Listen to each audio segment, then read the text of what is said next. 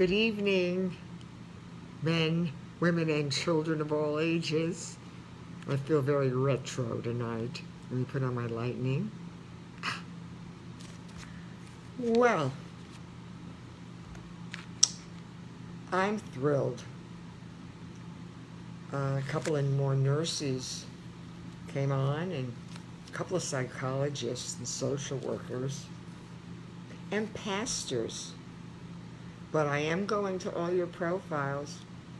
I'm checking you out, and I'm even putting in friend requests for some of your friends. I know that you all can't, most of you can't spend the kind of time, 20 minutes to half an hour every day going on with me, and I understand that. Maybe you go on a couple days later, the next day, but Facebook has my readings, and I get them on my story for 24 hours, and I say thank you, because I'm looking so forward to today, because today is going to be very different. For new people going on, I also put a description, which I should have done on the last 2 weeks of these readings. I should have put the date. Like today, I wasn't afraid. I put a description on. I put Tuesday, August 18th, the frustration factor. And that's what I should have done from the beginning. Shoulda, coulda, woulda. I should have put a description on. So instead of all of you having or some of you, having to go back and go through all these posts, these readings, episodes, remember the series coming, who knows when or where, I should have dated it, which would have helped. And I'm learning, I've never done this before either. So I also want to say that for those who have stopped these readings and just said, this is not for me, okay. The first several chapters, the first 6, 7 chapters were about my life building up to where I am now with Jeff. It was about AIDS, it was about diagnosis, it was about everything building up to where he's in the hospital, gravely ill. And then I went into my spiritual faith about it all. But we're going to get into the issues that are the absolute nuts and bolts of the story. Because though the beginning of my story may not be for you, I can promise you I have written the book on how to get through a long-term illness. And I said there's no book on grief, it's personal, but there are steps you can take with a long-term illness that will make a difference in your life and how you handle that, whether it be family, friends, someone you love, a partner. What I'm going to get into in these next chapters, yes, it'll be Jeff and myself, he and I, but the issues and the way I discuss them, you be wise to take notes, because the beginning was not anything more than my story. I loved a bisexual man who got AIDS, died from AIDS, and eventually I had to move on as a widow. Yes, that hasn't changed, but what's changing is how I took my journals and had to go through them. And when the issues came up, how did I address certain issues?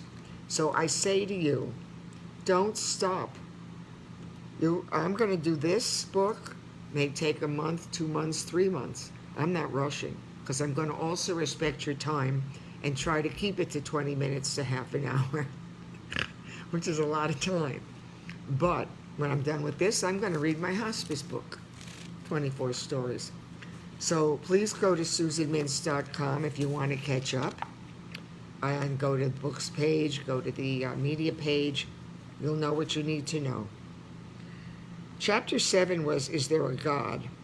Okay, I'm going to go back into a little bit of that, because that was extremely important for me. And perhaps if you are, hi Angela, but perhaps that you will be dealing with that question. But I want to touch on what I had to do to give me the ability to handle the next 2 years of my life. I'm going to go in tonight to the frustration factor. Personal touches in impersonal environment. How to prioritize and organize. Baby steps, stability, transitions, plateaus. Who will care for me? Facing my fears as a future widow. Long-term plans and short-term goals, and so on. There will be repetition. But I'm telling you that the starting now, where I am now, and going through this book, every single one of you has a diary and a document that you can go to when you know you need a guidebook on this. I wrote the guidebook. The mere fact that the world doesn't know it, well, that's their issue right now. You know it. You're going to know it. And this book is for you because it is going to be a manual on how to get through certain things. When I left off Tuesday, April 18th, which is wrong, today's Tuesday, April 18th, stopping on Monday, April 17th. I'm just going to give you a little backup here. And this is from yesterday, and then I'm going to go into chapter 8, the frustration factor. And you're going to be frustrated in your life. You may get frustrated by someone being ill. You may get frustrated. But how I dealt with frustration, this is my story and my life. But you're going to deal with the same issues, only under different circumstances. God gave me great gifts to write, to speak, but to also stay organized and focused and disciplined. And to this day, I am the same person. If I want something, I'll go for it. And if I know there is something out there that I'm supposed to do, you won't stop me because God's with me on that one. So here it says, there had to be a reason why you were supposed to live. I'm backing up a little bit. There had to be a reason why you were supposed to live. Maybe I don't know this at this moment, what all those reasons are. But God has a plan for me, a plan for us, and for AIDS. How can I doubt this? Instead of this disease destroying us, we will face it together, and it will keep us together. Does God want you to live because we have other matters to complete? Oh, yes. Was I supposed to doubt my faith and be tested by this disease? Oh, yes. Yes, Jeff, because once I made the decision to believe, it became my only weapon against an unbeatable foe. If we were to face your long and difficult recovery together, I would never be able to doubt my God again. I don't think there's anybody in this country reading her book at 5:30. And I have to stay on focus because I'm not going to make you go past a certain amount.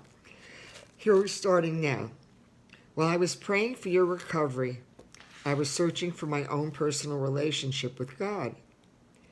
And what time could challenge me more than a life-threatening illness like AIDS? Would there ever be another period in my life that would cause me such doubt and fear? Recognizing this fact and having doubts about my beliefs was exactly what I was supposed to do. Questioning the presence of that higher being and doubting the existence of my spiritual power was the only way I could finally accept this feeling. I had gained strength by facing this ordeal and have come to terms with the power of my convictions. I am thankful for your spared life and the time we have together. If I have always believed that I was on a journey through life, then this was a part of it. The more I've searched to find out what I do believe in, the less I've been able to find out. The more I've questioned my faith and challenged my beliefs, the more I realize that I am dealing with them. By allowing myself to feel vulnerable and doubtful, I have gained confidence and strength. That might not make sense, but it does. If I have to confront other difficult issues in the future, I know I will face them with hope, faith, and my God's support. All right, I am starting Tuesday, April 18th, Chapter 8, The Frustration Factor. Tuesday, June 23rd, 1992. Get that through your head. This is 30 years later. I'm reading into my phone to you. And you are going to benefit from what's going to be coming. It's not arrogance. It's not conceit. It's a doctrine right now that you are going to be in, and it's going to help you in the future if it's not helping you now. Dear Jeff, as my diary says, the doctor said your condition is guarded, but he was optimistic.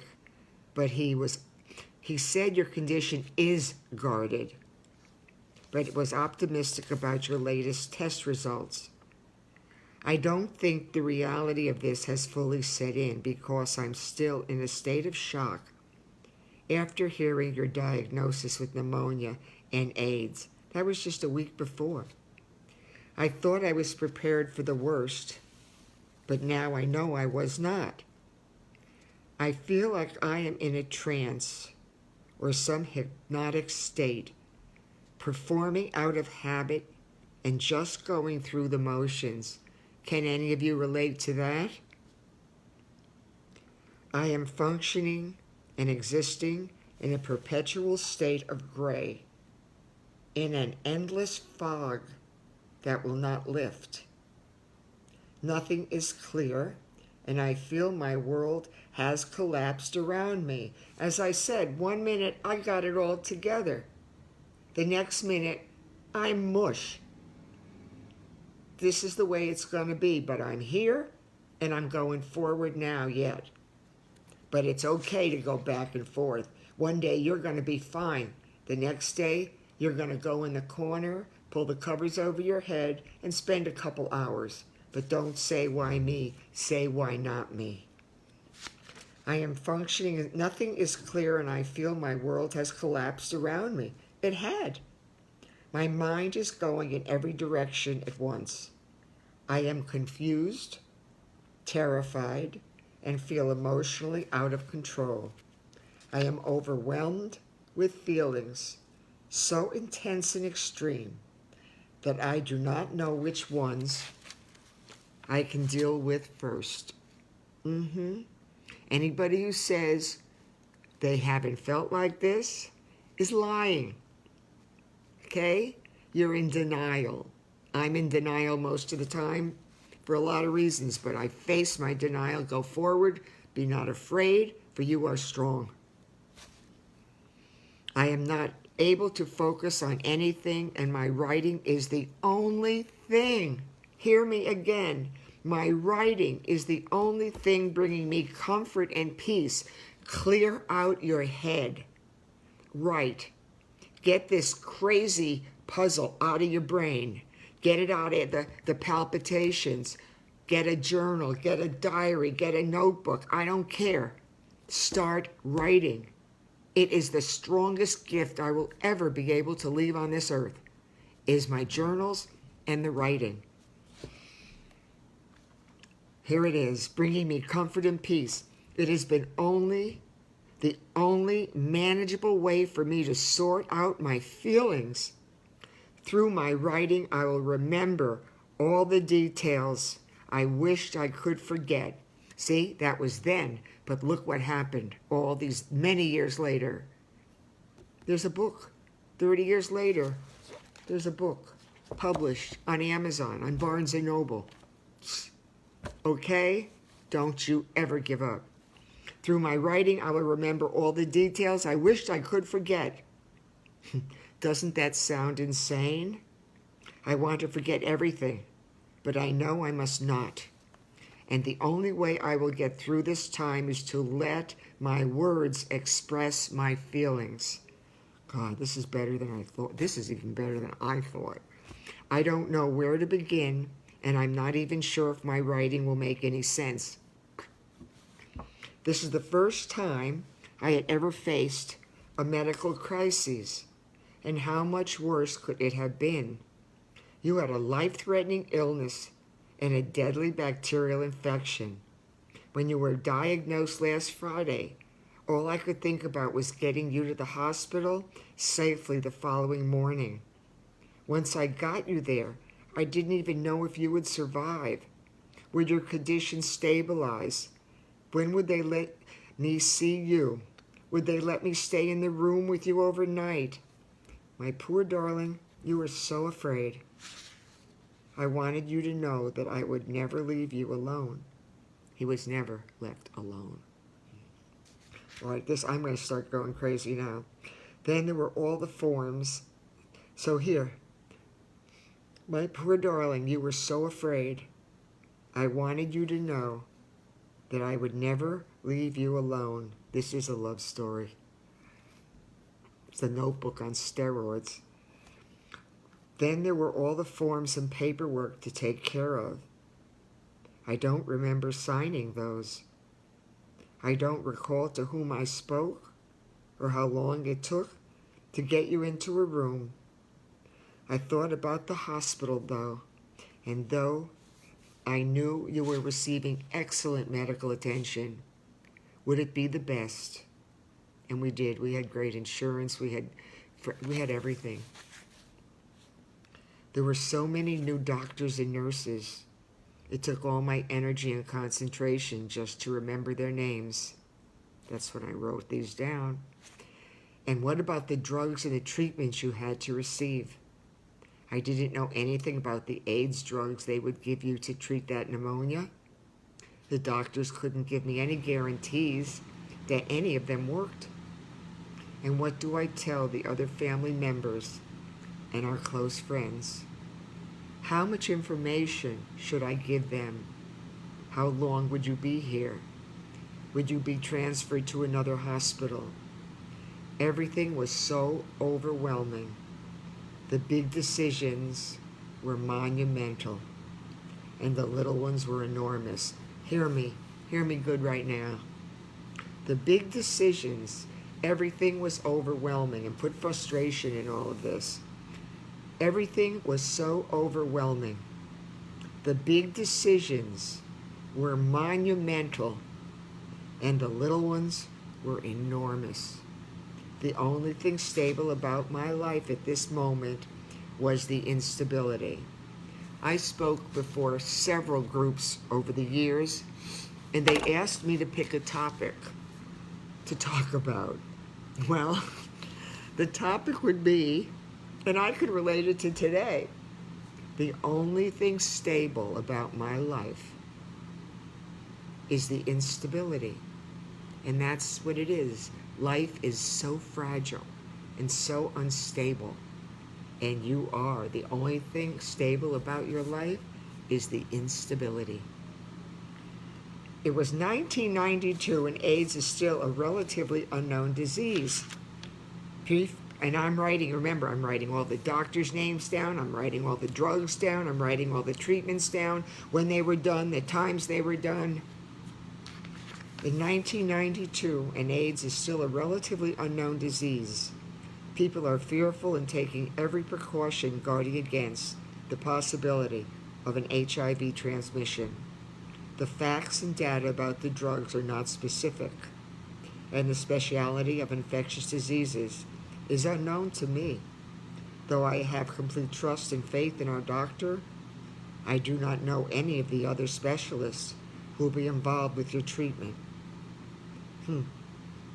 This was a group of everybody from head to toe, and I didn't know them. I did afterwards. I knew them very well because I wrote their names down. Our hospital is modern and well-equipped. That was at West Boca Medical Center.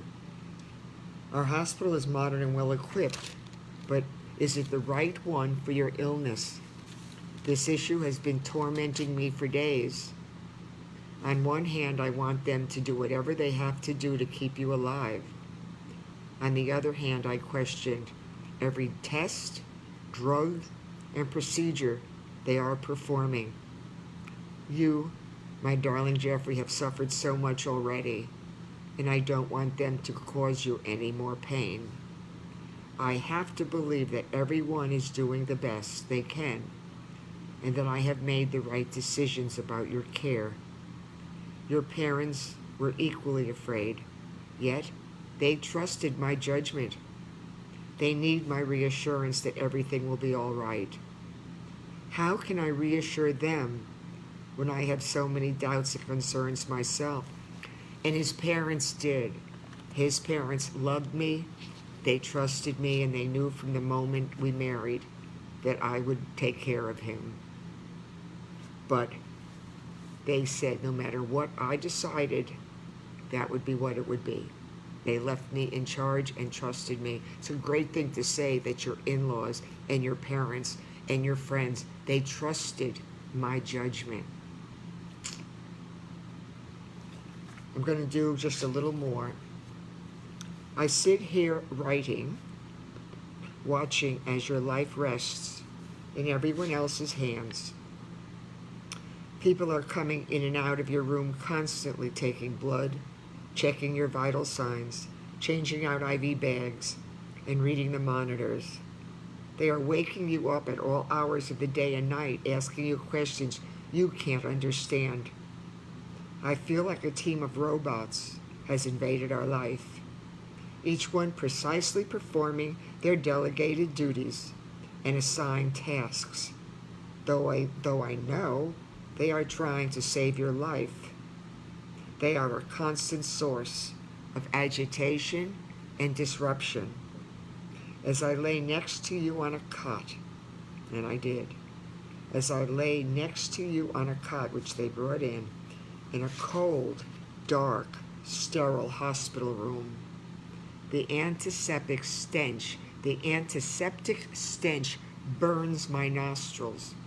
I had a recliner they put in there, and I had a very nice daybed that they brought in because they knew I was not going to leave him. They were not going to have me leave. Remember, COVID was different. You didn't get a chance to say goodbye. You didn't get a chance to do what you're doing. I was blessed. I was able to be with him 24/7, and we'll get into even more of it. But frustration is now setting in.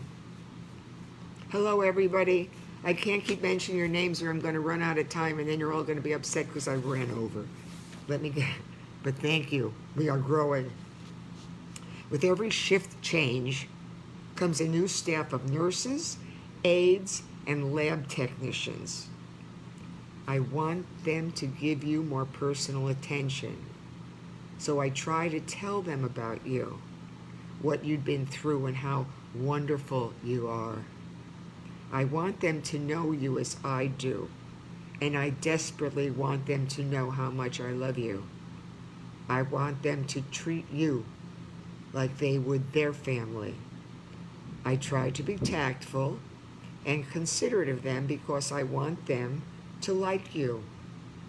But I am frightened, but I try to be considerate and polite to them. But, always there's a but in my life. Sometimes panic and fear takes over, and I become rude, angry, and demanding. I fear they will get upset with me, and they might overlook some small detail because of something I said or did. That sounds like something a paranoid person would say, but this is how I feel. One more paragraph, then I'll sum up. This is so good. I'm enjoying myself immensely. It's very therapeutic. The two most powerful feelings I am experiencing now are shock and terror. I'd call this state I'm in my fear factor, which we discussed, because fear of not knowing what might happen during the next few days is unbearable. I am my own worst enemy, and many of you can say that. You are. We don't cut each other enough slack. We try to be perfect. We try to do what's right. We are our own worst enemy. We can become our own best friends. Not in the book. I am a prisoner being held captive by my thoughts. My world has been turned upside down and I am in turmoil. My life has no purpose any longer and I can't find a safe place within myself, quote, to just be. I feel I am dangerously close to an emotional collapse. But I watch, wait, and hope, continue to hope that you will survive. The only thing I want is for you to live.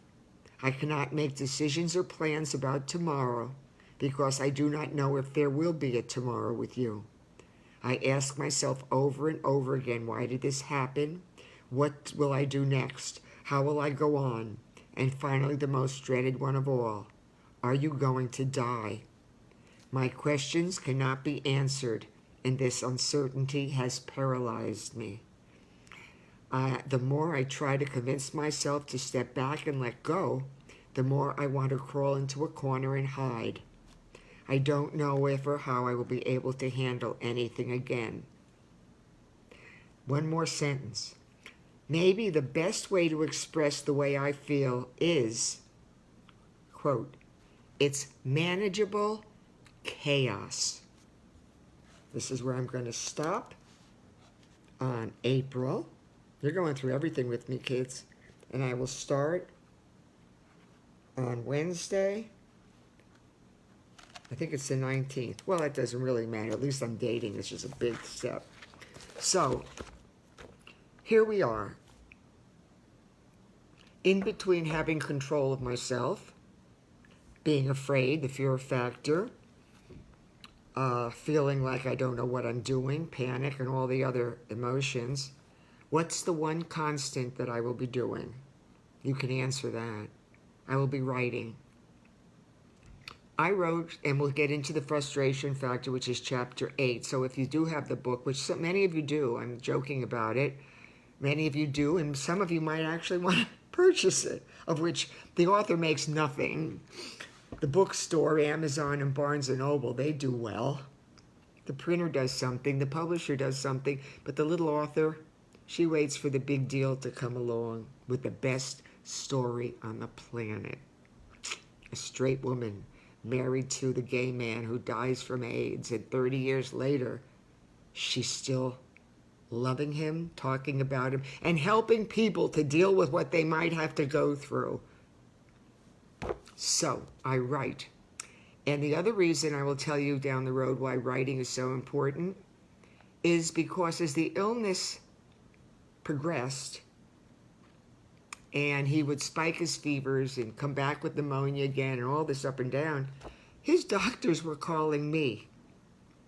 So, because they knew I wrote. I mean, one journal after another. I don't know how many. I went through 15. But the issue is they called me when I would say, this med's not working, this treatment's not working, this something's not working when he was home. They would say to me, what time? I'd give him the time, 2 o'clock in the afternoon. His fever spiked. Yeah, I got it down with Tylenol and I gave him his IV. I did that. They asked me about it because they saw me sitting in that room for weeks. They saw me writing. They knew I was taking their names down. They knew I was a woman committed. Maybe I should have been committed. And I also snort when I laugh. Maybe I should have been a woman committed. It's not too old yet. I'll be 76. There's still time. But I know, though, that the writing kept the details in order and gave me an outlet to vent and get my stuff out. So tomorrow, Wednesday, I don't know if it's the 18th, 19th, I'll figure that out. I want you to know that we will be back at 5:30. I will say share. Please share. Nurses, psychologists, assistants to whomever, pastors, countries. I kept telling you, I forgot that Facebook's international. In my world, I go from my living room to my dining room to my little kitchen, and I'm sitting in my dining room talking into a phone. But, right, you can even go right now and just pick up a pad of paper and write about me. You know what happened today? I tuned into this woman in Boca Raton who talks into her phone every day and tells a story about her love for a man who died from AIDS. I think that's a great way to start, and you can put your feelings down. I don't know how I really feel about this, but she's really committed to love. You know what I'm going to say? Thank you. Share. Go to SusanMintz.com and check it out. You'll learn everything you need to know. I'm an open book. Ta-da! Shalom. Hello. Shalom. Goodbye. And shalom peace. May you have a shalom peace tonight. And that's what shalom means. Hello. Goodbye. And peace. Thank you. And I also say, even tell people you don't like, it's a great icebreaker. You know, someone you got a little angst with, you don't like, just say, I just want to tell you something. It's a great way to maybe start a new relationship. Because strangers are just friends you haven't met yet.